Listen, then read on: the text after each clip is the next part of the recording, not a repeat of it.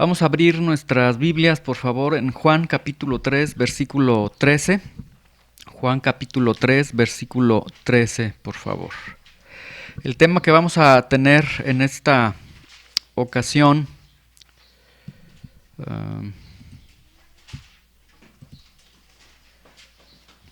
vamos a tener para este domingo será el tema de la ascensión de Cristo. Y el título que tenemos para este domingo es La ascensión de Cristo es causa de gozo para ti. Y vamos a ver este tema el día de hoy, ¿sí? Ok, vamos entonces a Juan 3:13.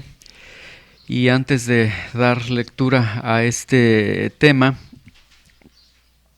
pues vamos a orar y pedir que Dios pueda hablarnos a través de su palabra en este domingo. Señor, te damos muchas gracias por tu misericordia, por tu amor, por tu bondad. Te damos gracias por tu misericordia, Señor, porque eres bueno para con nosotros. Y ahora que vamos a tu palabra, Señor, te pedimos que nos hables a través de tu palabra, Señor. Te pedimos que abras nuestro entendimiento para poder comprender las grandezas de tu palabra, Señor, y que puedas obrar en nuestras vidas, Padre. En el nombre de Jesús te damos gracias. Amén. Muy bien. Hoy sería nuestro penúltimo tema de esta serie. Ya el siguiente domingo estaremos con el último tema de esta serie que hemos titulado Jesús, que la intención ha sido presentar algunas verdades en la vida de Jesús, verdades muy ilustrativas y que nos arrojan muchas enseñanzas en cuanto a quién era Jesús. No fue una enseñanza muy completa, sino que fue una enseñanza muy sencilla. Espero que haya sido sencilla de entender para poder comprender que Jesús es Dios y todo lo que Él ha hecho durante su vida, ¿sí? En la sesión anterior, el domingo anterior, nosotros veíamos el tema de la resurrección de Cristo. Y hoy vamos a ver el tema de la ascensión de Cristo, ¿sí? Cuando nosotros iniciamos esta serie, cuando hablamos acerca de la encarnación de Jesús, veíamos que la encarnación de Jesús implicaba un descenso, es decir, el Señor venía desde el cielo, encarnaba en forma de hombre, y el día de hoy vamos a ver el ascenso. Vamos a ver ahora cuando el Señor asciende. Juan 3:13, que es un versículo que ya lo tienen, dice lo siguiente: nadie subió al cielo sino el que descendió del cielo, el Hijo del Hombre que está en el cielo, ¿sí? Entonces aquí tenemos esta gran verdad, que nadie había bajado al cielo, había subido al cielo, sino más bien aquel que vino del cielo, que bajó del cielo y después de esta tierra ascendió, ¿sí? Veíamos entonces que el Señor Jesucristo viene a esta tierra, toma un cuerpo humano, vive como un humano, ejerce la carpintería por algunos años, es hijo dentro de una familia, inicia su ministerio aproximadamente a los 30 años, inicia su labor de evangelio, predica el evangelio, etcétera. Después va a la cruz, muere, es sepultado, después resucita, está con sus discípulos alrededor de 40 días y después de esto asciende y se va ya de manera definitiva, se regresa nuevamente al cielo, ¿sí? Ok, ahora, cuando nosotros hablamos de la ascensión del Señor, no debemos entender que solamente es que el Señor subió, que el Señor se fue de esta tierra, sino que debemos entender el para qué subió, para qué ascendió y qué implica que el Señor haya ascendido. Vamos al Evangelio de Lucas, por favor, Lucas capítulo 24, el versículo 50. Y después vamos al libro de Hechos, capítulo 1, versículo 9.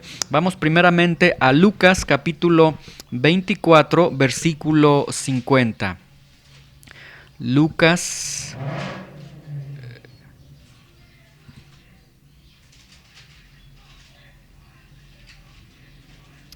Lucas capítulo 24, versículo 50. Vamos a leer estos versículos ahorita del 50 al 53 y luego vamos a Hechos capítulo 1 versículo 9 al versículo 11, ¿sí? Entonces, como les decía, la ascensión no es nada más tener la idea de que el Señor ascendió y punto y se fue, no, sino vamos a ver exactamente qué es lo que la Biblia nos quiere transmitir, nos quiere enseñar al respecto. ¿Listos? Ya tenemos Lucas capítulo 24, 50. Dice, y los sacó fuera hasta Betania, y alzando sus manos los bendijo.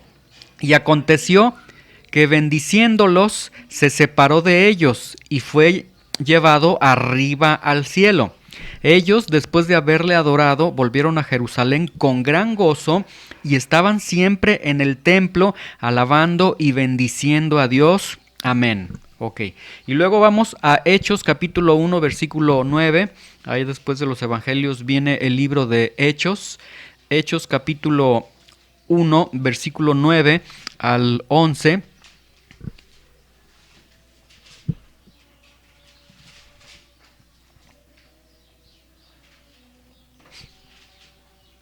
¿Listos? Hechos 1, capítulo 1 versículo 9. Dice, y habiendo dicho estas cosas, viéndolo ellos, fue alzado y le recibió una nube que le ocultó de sus ojos. Y estando ellos con los ojos puestos en el cielo, entre tanto que él se iba, he aquí se pusieron junto a ellos dos varones con vestiduras blancas, los cuales también les dijeron, varones Galileos, ¿por qué están mirando al cielo? Este mismo Jesús que ha sido tomado de ustedes al cielo, así vendrá como le han visto ir al cielo, ¿sí? Y entonces tenemos que en estos dos tratados que los escribe la misma persona, los escribe Lucas, el tratado de Lucas, el Evangelio de Lucas y el tratado que tenemos en el libro de Hechos, en ambos libros nos dice, número uno, que Jesús fue tomado, es decir, que Jesús es tomado, es llevado al cielo, que Jesús fue transportado a través de una nube, dice que una nube le cubrió y en esa nube él comenzó a irse al cielo, y nos dice que los discípulos, después de que vieron que el Señor se fue al cielo, los discípulos regresaron a Jerusalén, pero regresaron con mucho gozo y constantemente alababan y bendecían a Dios en el templo. Y después reciben una promesa por parte de los ángeles y les dice, porque están viendo a Jesús que está siendo transportado al cielo, así como lo han visto, que ha subido, así va a regresar nuevamente, ¿sí? Y entonces tenemos que los discípulos están en presencia de que su maestro se está yendo al cielo, se está retirando de ellos de manera ya total de esta tierra, ¿sí? Sus discípulos antes ya habían abandonado a Jesús, ya habían negado a su maestro, habían visto cómo había sido crucificado su maestro. Habían visto cómo su maestro había resucitado, cómo Jesús se estuvo apareciendo con ellos alrededor de 40 días y ahora ellos están enfrentando una experiencia, pues cada vez que estaban con Jesús veían cosas impresionantes y ahora lo que están viendo es que Jesús delante de sus ojos se está retirando, se está yendo al cielo. Pero aquí lo importante que tenemos es que ellos regresan a Jerusalén con mucho gozo, ¿sí? Ahora, vamos a ver si realmente el gozo lo tenían cuando el Señor les anunció que se iba. Vamos al Evangelio de Lucas, capítulo 16, versículo 16. Y nosotros vamos a ver en este texto, Juan 16, 16 al 20, que cuando el Señor Jesucristo les anuncia que Él se irá, ellos se llenaron totalmente de tristeza. Entonces sucede algo en el momento de la ascensión que ahora hay gozo en vez de tristeza y vamos a ver por qué hubo gozo y no tristeza cuando el Señor se va. Evangelio de Juan capítulo 16, versículo 16 al 20. Evangelio de Juan 16, 16, por favor. ¿Sí? Juan 16, 16.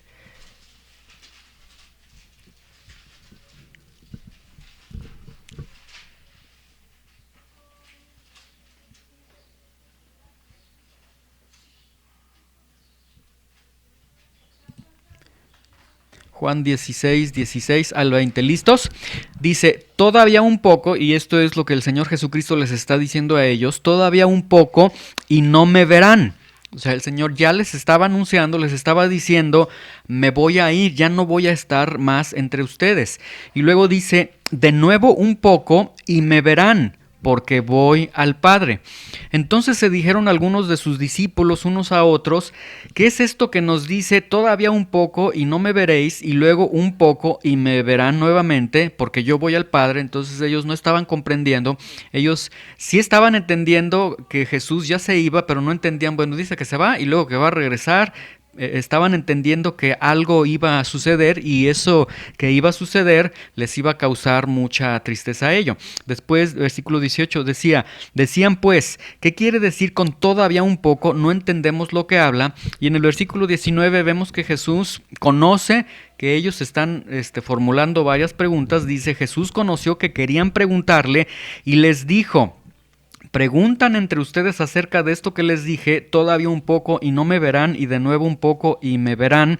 Versículo 20, de cierto les digo que ustedes van a llorar y van a lamentar, porque ya no va a estar con ellos, y el mundo se alegrará, ¿sí?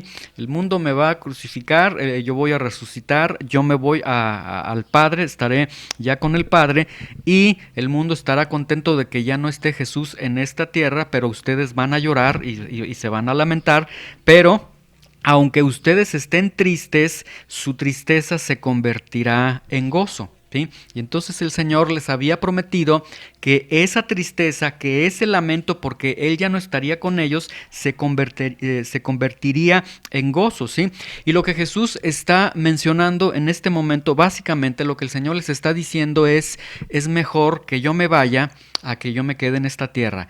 Es mejor mi ausencia que mi presencia en esta tierra, ¿sí? Ahora, su maestro ya no estaría más con ellos. Este pequeño grupo de 11 discípulos que quedarían, porque Judas lo habría traicionado, estos 11 discípulos quedarían como huérfanos en un mundo que los consumiría, que los terminaría. Y vemos aquí que entonces el Señor hace algo muy importante con ellos, y ellos comprenden entonces la razón de por qué es mejor la ausencia del Señor que la presencia del Señor, ¿sí? Cuando alguien enfrenta la pérdida de un ser querido, siempre que se enfrenta la pérdida de alguien, ese alguien no puede ser sustituido por nadie, ¿sí? Sea un papá o un hijo, un esposo, una esposa que muera, el hombre puede rehacer su vida, pero realmente no llega un momento en el que se pueda sustituir a esa persona. Siempre las ausencias van a marcar una necesidad en todas las personas, pero aquí el Señor les está diciendo a ellos que aunque Él ya no va a estar con ellos, ya ellos se quedarán solos, entre comillas, ellos están entendiendo porque ellos van a experimentar este gozo, esta alegría de que el Señor ya no esté con ellos. Y la pregunta es, bueno, ¿por qué entonces ellos sintieron gozo? ¿Por qué ellos experimentan gozo en medio de que el Señor se va? Y la respuesta es porque ellos comprendieron la razón de por qué se iba Jesús y a dónde iba su maestro, ¿sí? Y esas mismas razones que los discípulos entienden para ellos también serían de beneficio para nosotros si nosotros entendemos por qué el Señor tuvo que irse y a qué tuvo que irse el Señor, ¿sí? Y tenemos cuatro verdades. La primera verdad que nosotros tenemos de por qué es mejor que el Señor no esté en esta tierra. Algunos dicen, bueno, hubiera sido bueno que el Señor Jesucristo estuviera en esta tierra, que permaneciera en esta tierra, pero de acuerdo a lo que la Escritura dice, no sería bueno, sería algo perjudicial para nosotros, la presencia física de Jesús entre nosotros. Es mejor su ausencia, es mejor que Él se vaya, porque si no se va, entonces estas 4 verdades que vamos a ver ahorita no se hubieran dado en esta tierra. Y la primera verdad que nosotros tenemos es la gloria. Vamos a Juan capítulo 17, versículo 1 al versículo 5, ¿sí? Juan capítulo 17, versículo 1 al versículo 5. La primera verdad, porque es bueno que el Señor se haya ido en esta ascensión, es por la gloria. Dice versículo 1, estas cosas habló Jesús y levantando los ojos al cielo dijo, Padre, la hora ha llegado, glorifica a tu Hijo para que también tu Hijo te glorifique a ti, como le has dado potestad sobre toda carne, para que dé vida eterna a todos los que le diste. Y esta es la vida eterna, que te conozcan a ti, el único Dios verdadero, y a Jesucristo, a quien has enviado. Yo te he glorificado en la tierra, he acabado la obra que me diste que hiciese. Ahora pues, vean aquí con atención, Padre, glorifícame tú al lado tuyo con aquella gloria que tuve contigo antes que el mundo fuese. ¿Sí? Entonces, cuando Jesús asciende, leíamos en estos primeros versículos que una nube lo cubrió y en esa nube Él es transportado. Ahora, esa nube que está llenando el lugar donde está Jesús y que está transportando a Jesús, en el Antiguo Testamento esa nube es conocida como el Shekinah, que el Shekinah nos habla de la gloria de Dios. Entonces, esto quiere decir que cuando Jesús subió al cielo, Jesús regresó en medio de la gloria misma del Padre, en medio de la misma gloria de Dios, y Él es puesto entonces en un ambiente de gloria inmediatamente cuando él asciende. Entonces, esto causa gozo entre sus discípulos, porque el Señor termina para el Señor todo ese descenso que habíamos visto desde las primeras enseñanzas. Cuando el Señor desciende a esta tierra, eso ya estaba implicando humillación para Él, ya estaba implicando obediencia para Él.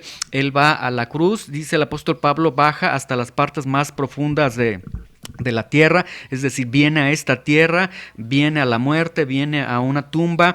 El tiempo de humillación, de menosprecio que tiene el Señor Jesucristo termina, y en ese momento el Padre le contesta la oración a Jesús, que aquella gloria que Él tenía, entonces Él es recibido en esa gloria del Padre y el Señor Jesucristo sube. Su exaltación comienza y Él nuevamente está en gloria.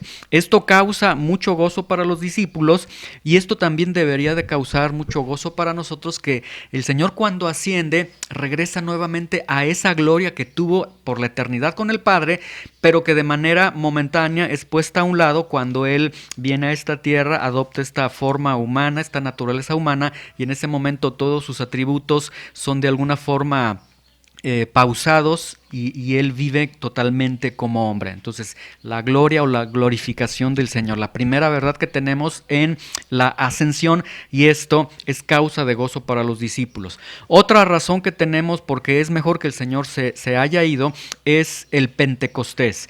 Vamos a Juan capítulo 16, en el versículo 7, por favor, y luego Juan capítulo 14, versículo 16. Juan capítulo 16, versículo 7, creo que estábamos ahí en Juan, ¿verdad? Ok, Juan capítulo 16, 7, dice el Señor Jesucristo lo siguiente: pero yo les digo la verdad, les conviene que yo me vaya. El Señor les está diciendo, miren, les conviene que yo me vaya, porque si no me voy, el Consolador no vendría a ustedes, mas si me voy, se los enviaré. Hay una promesa del Señor que dice, si yo me voy, les voy a enviar el Consolador. Si yo no me voy, no van a tener al Consolador. Ahora vamos a Juan capítulo 14, versículo 16. Juan 14, 16.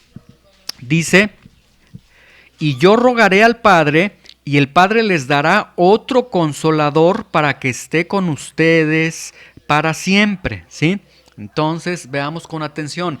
El Señor Jesucristo les está diciendo nuevamente, es mejor que yo me vaya, es mejor mi ausencia a mi presencia entre ustedes, porque si yo me voy, les voy a enviar a otro Consolador, ¿sí? Ahora vean que ahí la Biblia dice otro Consolador, ¿sí? Entonces vamos a comprender algunas verdades. Nuevamente vemos esta gran verdad, es mejor que yo me vaya, ¿sí? Es mejor la ausencia del Señor a la presencia física del Señor en esta tierra, y el Señor enviaría a otro Consolador.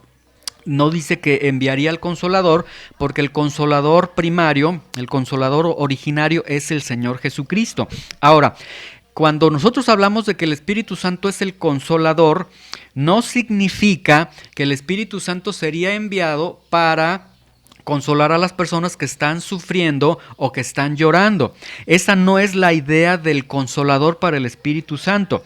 La palabra Consolador tiene una raíz griega que implica confort, o que nos habla de confort, es decir, que nos habla de poder y de fuerza. En la antigua Roma, cuando las personas estaban en serios problemas con las autoridades, tenían unas personas que se llamaban los paracletos, que de hecho es el término que se utiliza para el consolador, el paracleto, y estas personas, el significado de paracleto significa alguien que es llamado para estar al lado de otra persona, y estos paracletos eran lo que hoy conocemos como los abogados. En esos momentos difíciles estaban los paracletos al lado de las personas para ayudarlos en medio de sus problemas. Y entonces lo que nosotros tenemos aquí es que el Señor está diciendo: yo me voy y les voy a enviar al otro paracleto, a la otra persona que estará con ustedes, que será llamado para estar al lado de ustedes, para darles poder y darles autoridad durante su vida, ¿sí? Ahora, una vez que el Señor se va y que viene el Espíritu Santo a la vida de todo creyente, vamos al libro de Hechos, por favor, Hechos capítulo 1, versículo 8. ¿Qué es lo que sucede? ¿Qué es lo que está prometiendo? El Señor está prometiendo: yo me voy, pero les voy a enviar al Espíritu Santo. El Espíritu Santo es el Consolador, es el Paracleto, es aquel que les va a infundir poder y autoridad a cada uno de ustedes. Dice el libro de Hechos capítulo 1, versículo 8, pero recibirán poder cuando haya venido sobre ustedes el Espíritu Santo, y me serán testigos en Jerusalén, en Judea, en Samaria y hasta lo último de la tierra. Entonces, la promesa del Señor es: yo me voy, les envío al Espíritu Santo y el Espíritu Santo les va a dar poder. La promesa que tiene el Señor Jesucristo es que el Espíritu Santo va a impartir poder a cada creyente, ¿sí? Ahora, este derramamiento del Espíritu Santo que está hablando el Señor Jesucristo, vamos a tratar de ir a una cita, Joel capítulo 2, versículo 28, allá en el Antiguo Testamento. Vamos al Antiguo Testamento, el profeta Joel capítulo 2, versículo 28. En la última sección del Antiguo Testamento tenemos los profetas que son conocidos como los profetas menores. Entonces, a partir de ahí busquen este libro, ¿sí?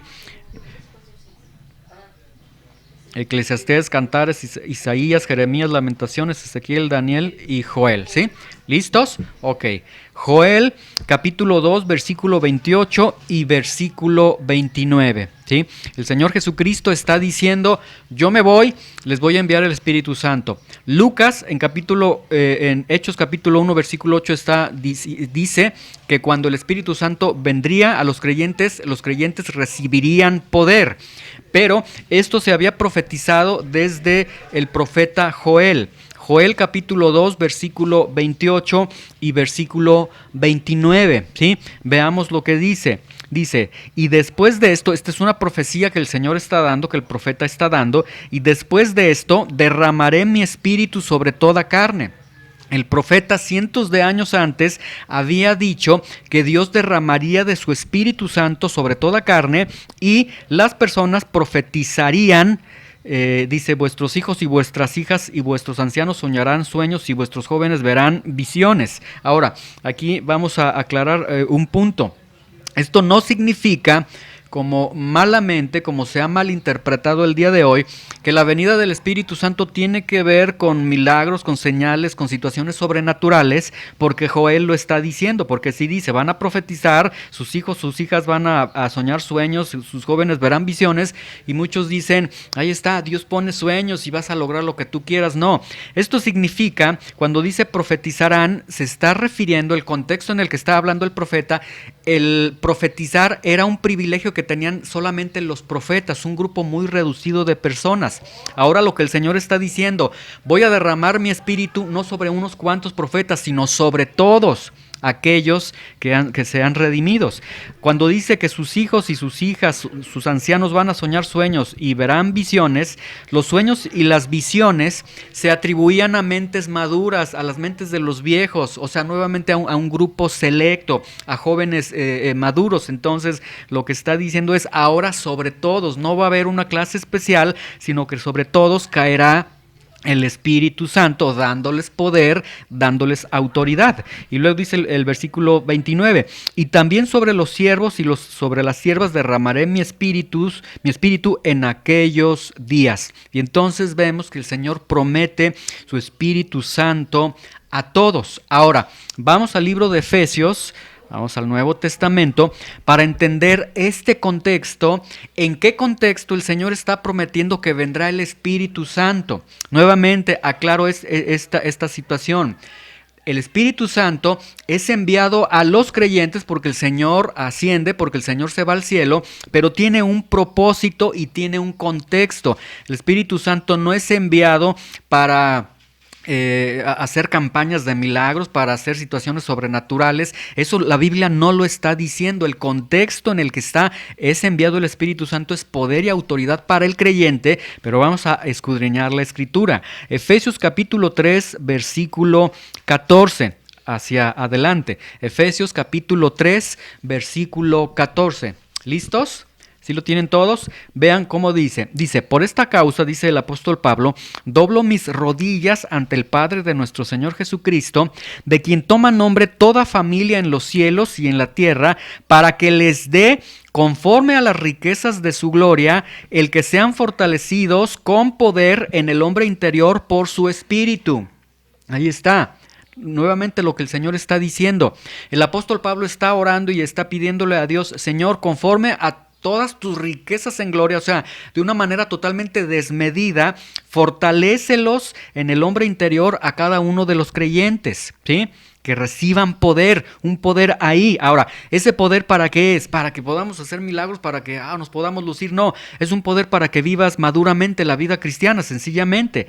Luego, versículo 17, de hecho lo dice, para que habite Cristo por la fe en sus corazones. Ahí está. Fortalécelos a través del Espíritu Santo para que Cristo habite en sus corazones, es decir, que ellos tengan unas vidas donde Cristo esté morando en ellos de manera permanente y que todo lo que hagan, que todo lo que digan, que todo lo que piensen esté agradando al residente permanente que tienen en sus corazones, que es Cristo, a fin de que, arraigados y cimentados en amor, sean plenamente capaces de comprender con todos los santos, vean con atención, capaces de comprender con todos los santos. ¿Esto qué nos está implicando o de qué nos está hablando? De la iglesia. Sí, que vean, que comprendan con todos los santos cuál sea la anchura, la longitud, la profundidad y la altura, y de conocer el amor de Cristo que excede a todo conocimiento, para que sean llenos de toda la plenitud de Dios. ¿Sí? Entonces, lo que el apóstol Pablo está diciendo es, todo esto va a suceder si el Espíritu Santo los llena de poder y autoridad. Pero si el Espíritu Santo los llena de poder y autoridad, dice que entonces van a comprender con todos los santos. O sea, el Espíritu Santo no es enviado para que vivas una vida solitaria, apartado de la comunión de la iglesia, ¿sí? Ahora, versículo 20. Y aquel que es poderoso para hacer todas las cosas mucho más abundantemente de lo que pedimos o entendemos, que este es un versículo que se ha malinterpretado porque dicen, pídele a Dios todo lo que quieras, a cabo, Él es mucho más abundante para obrar de acuerdo a lo que pedimos o entendemos. No, de que es poderoso para hacer todas las cosas mucho más abundantemente de lo que pedimos o entendemos, es solamente en relación a las oraciones que Pablo ha iniciado en el versículo 14, ¿sí?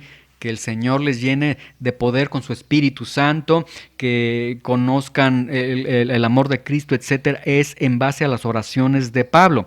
Luego, vean el versículo 21. A Él sea gloria en la iglesia, en Cristo Jesús, por todas las edades, por los siglos de los siglos.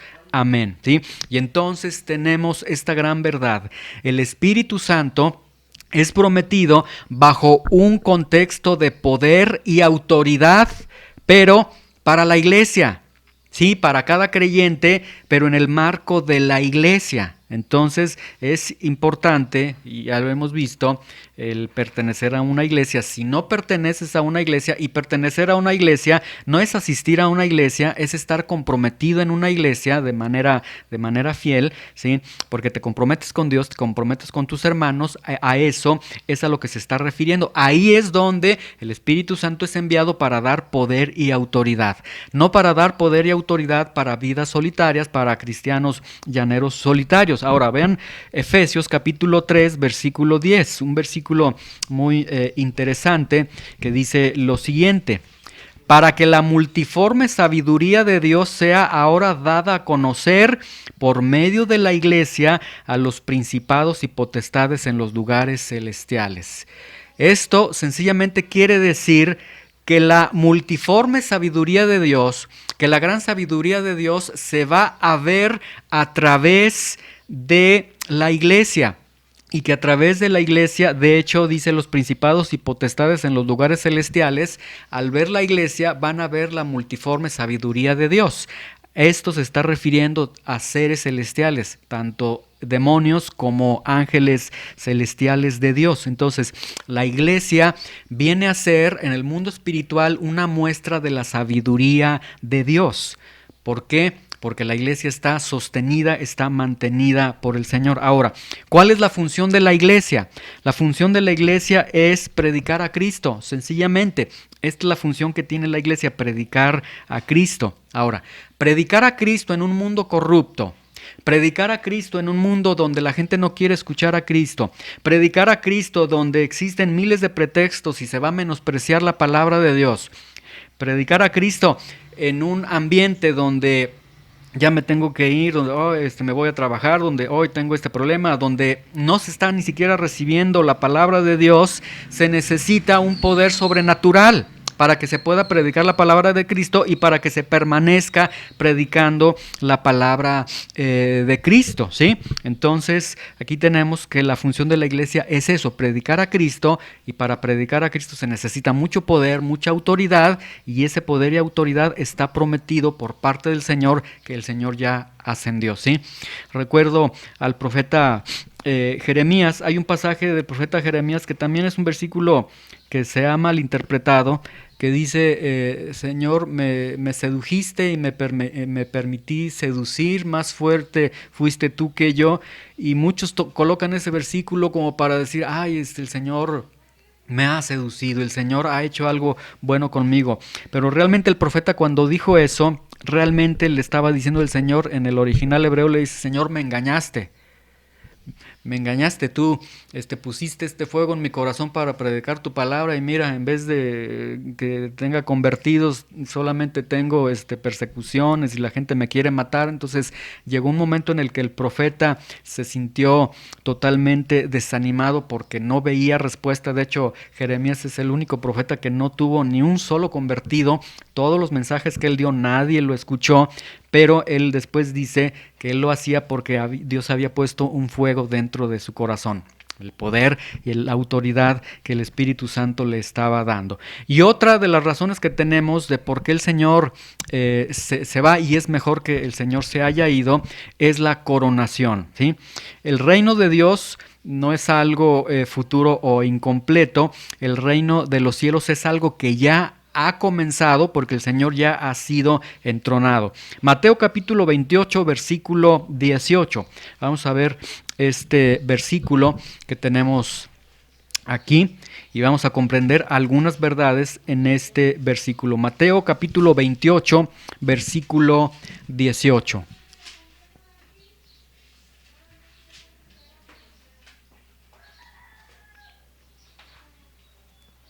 ¿Listos? Mateo 28, 18.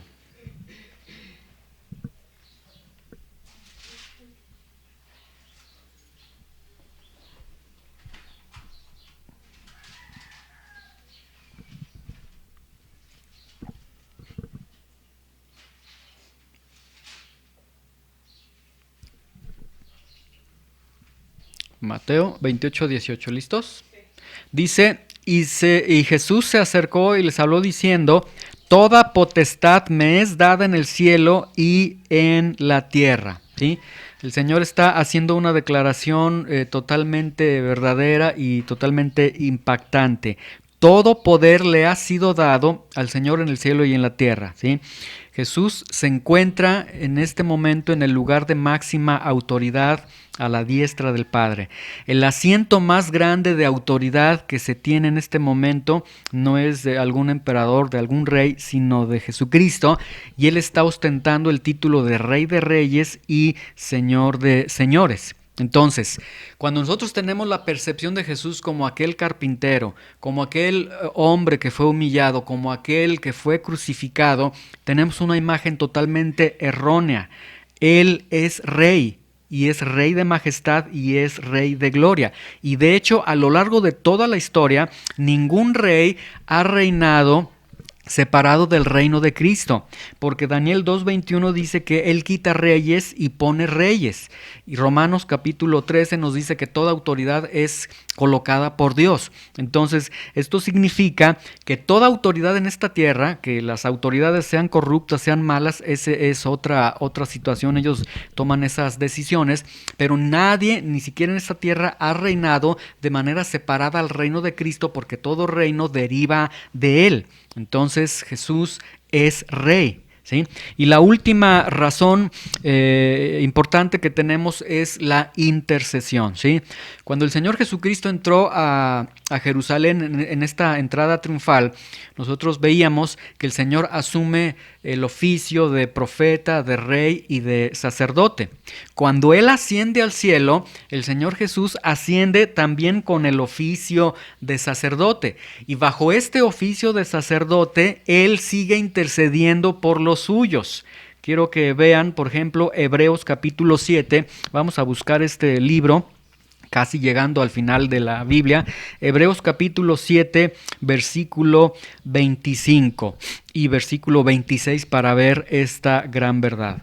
Hebreos capítulo 7, versículo 25 y versículo 26.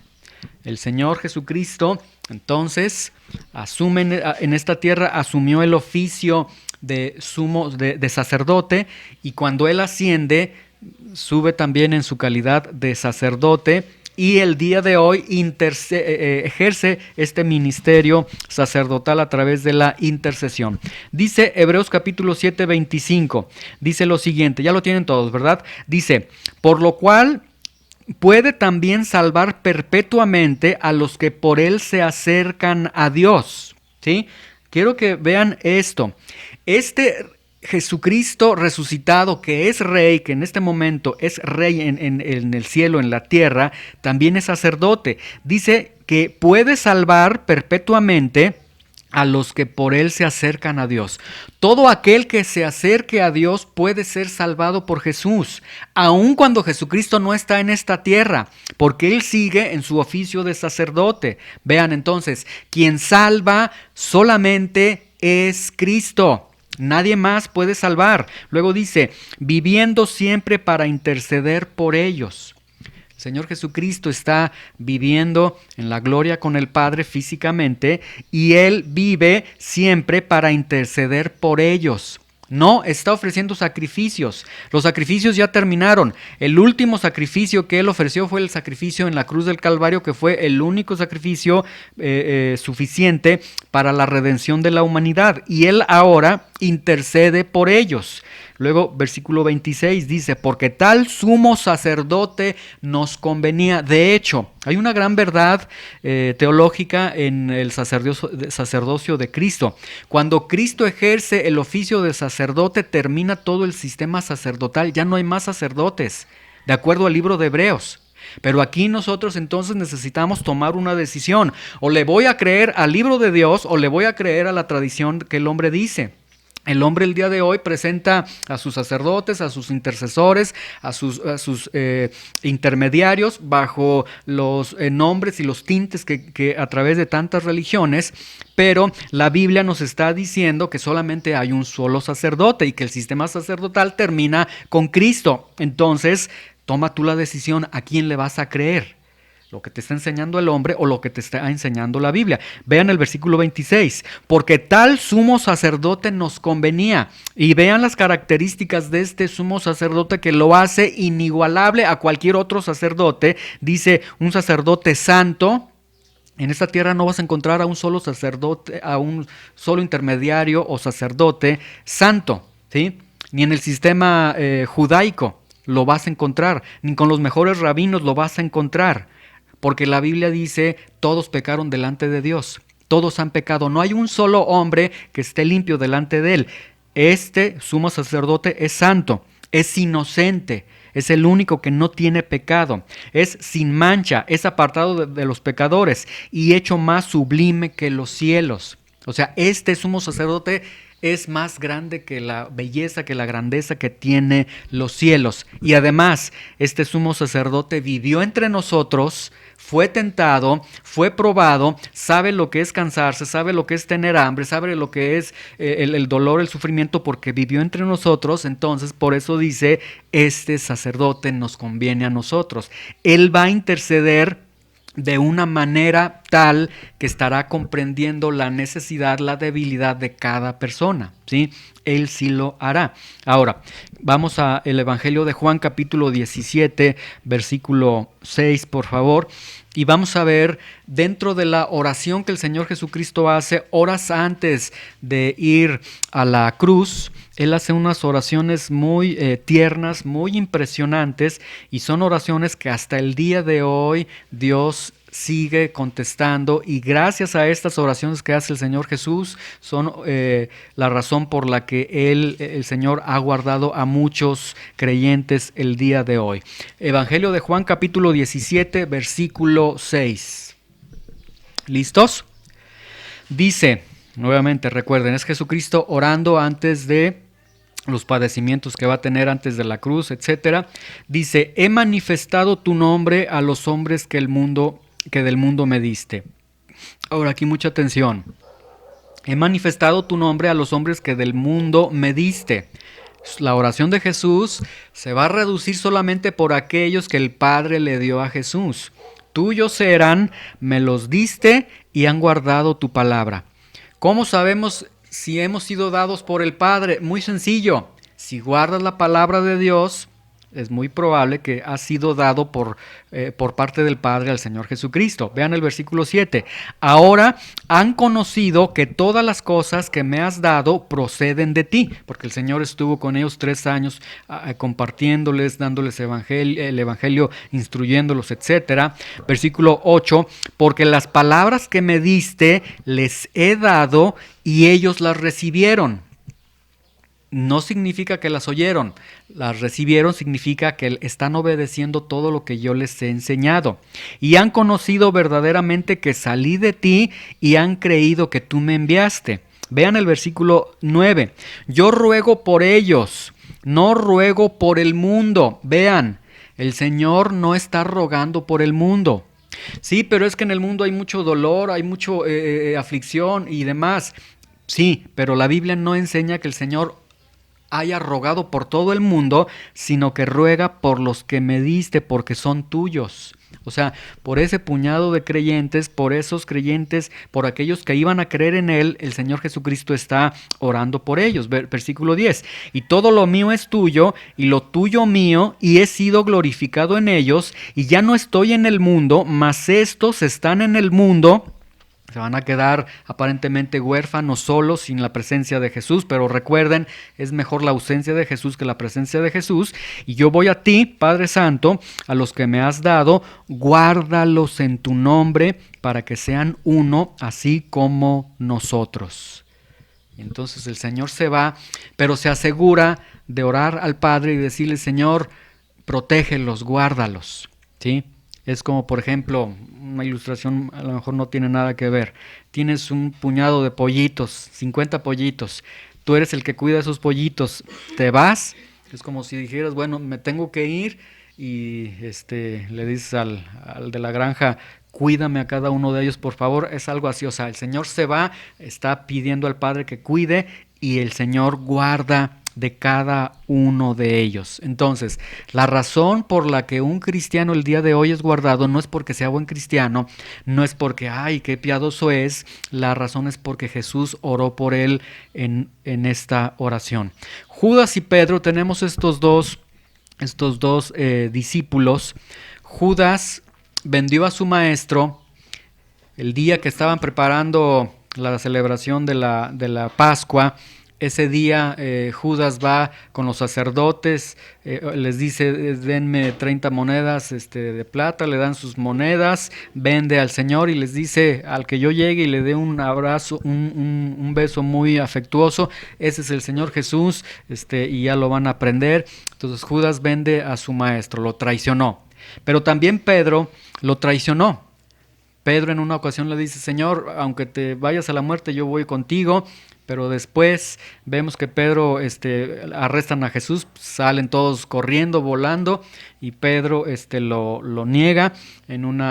Se juntan las personas fuera del juicio donde estaban juzgando a Jesús. Una niña le dice a Pedro, oye, tú también estabas con el maestro, y Pedro dice, no, yo no lo conozco, y empieza a maldecir. O sea, Pedro empieza a decir maldiciones incluso en contra de su maestro. Entonces tenemos a Judas y Pedro que los dos lo negaron, lo traicionaron, fueron cobardes. ¿Y cuál es la diferencia? ¿Por qué uno sí se perdió? ¿Por qué el otro sí se salvó? Y la única diferencia que encontramos es porque Jesús sí oró por Pedro y no oró por Judas, por la oración intercesora, ¿sí? Y entonces tenemos la siguiente conclusión. En la ascensión del Señor nosotros podemos ver, número 1, que el Señor entonces es glorificado, ¿sí? Que toda la gloria que Él tenía con su Padre antes, ahora en esta ascensión, Él vuelve a esa gloria con el Padre. Y esto implica que la humillación ha terminado para el Señor, que el menosprecio ha terminado y que ahora viene la gloria para el Señor. Y esto debería causar gozo, como les causó gozo a los discípulos, a nosotros también. Otra verdad que hemos visto es que gracias a que el Señor asciende, gracias a que el Señor se va, viene el Espíritu Santo, y el Espíritu Santo viene a ser nuestro paracleto, aquel que es llamado para estar al lado de nosotros, para darnos poder y autoridad y poder vivir la vida cristiana en medio de un mundo corrupto. Poder tener el poder, la fuerza para guardar nuestras vidas en medio de un mundo totalmente corrompido, y darle poder y autoridad a la iglesia para que la iglesia tenga su función de seguir predicando el evangelio. Otra razón que tenemos es que cuando el Señor asciende, el Señor entonces es coronado de gloria, de autoridad, y Él ostenta este título de Rey de Reyes, de Señor de Señores, y esto entonces nos habla de que no hay ninguna autoridad más grande en este momento que la autoridad del Señor, ¿sí? A veces el hombre dice, no, yo soy el rey de mi vida, pero si nosotros entendemos que el Señor ya ha sido coronado, entonces si vemos hacia el cielo, vemos que el que realmente ostenta todo poder y toda autoridad es el Señor. Y número 4, la verdad que tenemos en esto es que Él intercede en este momento por cada uno de los que han sido dados por parte del Padre, ¿sí? Si nosotros caminamos con el Señor, si nosotros rendimos nuestras vidas a Él y vivimos para el Señor, tenemos la seguridad que entonces hemos sido dados por el Padre, el Señor Jesús, y Él está intercediendo entonces por cada uno de nosotros, este sumo sacerdote que nos conviene a nosotros, ¿sí? Muy bien. Y entonces, Juan 16:20, uno de los versículos que leímos en esta ocasión, dice el Señor Jesús, de cierto les digo, que ustedes llorarán y lamentarán, ¿sí? Esto, si nosotros no entendiéramos las riquezas, las bendiciones que hay por el hecho de que Jesús ascienda, y dice, y el mundo se alegrará, pero aunque ustedes estén tristes, su tristeza se convertirá en gozo, ¿sí? Entonces, esta ascensión es causa de gozo por los discípulos. Por eso ellos entonces cuando el Señor se va entienden la gloria, entienden la venida del Espíritu Santo, entienden el reino de Cristo, entienden la intercesión que el Señor va a tener a favor de ellos, y causa mucho gozo para ellos. Y después dice que ellos perseveraban constantemente alabando y bendiciendo a Dios. O sea, tuvieron unas vidas que daban gloria a Dios durante toda su existencia en esta tierra. Y la pregunta para cada uno de nosotros sería si esto también causa en cada uno de nosotros la ascensión de Cristo, si también es causa de gozo para nosotros, si también es causa de que nosotros perseveremos alabando y adorando a Dios, entendiendo estas verdades que hemos visto en esta mañana. Vamos a dar gracias a Dios y pasar a lo siguiente. Señor, te damos gracias por tu palabra, te damos gracias por las enseñanzas que tenemos en esta verdad de la ascensión, Señor. Gracias por esta gloria, Señor, que el Hijo regresa a la gloria, comparte la gloria con su Padre, que la tenía desde antes de la fundación del mundo. Cristo es glorificado y eso es causa de gozo para nosotros. La humillación para el Hijo, el menosprecio, el sufrimiento ha terminado y ahora, Señor, es investido de gloria con el Padre. Señor, te damos gracias porque envías tu Espíritu Santo que da poder y autoridad a tu iglesia, da poder y autoridad, Señor, a tus hijos para tener una vida, Señor, de obediencia, tener una vida de perseverancia, tener una vida de estar caminando delante de ti, Señor. Gracias porque también vemos a través de la ascensión, vemos, Señor, la entronización de Cristo, vemos que Cristo es la máxima autoridad en todo el cosmos, en todo el universo, Señor, y ayúdanos a entender que tú eres Rey de Reyes, Señor de Señores, y que entonces la vida de cada uno de nosotros no se gobierna por nuestros impulsos, por nuestros deseos, sino se debe gobernar por tu reinado, Señor, porque tú eres Rey ahora, Señor. Y gracias porque también a través de la ascensión tenemos la promesa de la intercesión del sumo sacerdote Jesucristo. Gracias porque Cristo intercede por cada uno de los suyos en este momento y en cada momento vive para siempre, para interceder por cada uno de ellos, Señor. Te damos muchas gracias. Esto causó gozo en los discípulos. Abre nuestros ojos, abre nuestro entendimiento para que esto también cause gozo y cause un cambio radical en nuestras vidas, Señor. En el nombre de Jesús te damos gracias. Amén.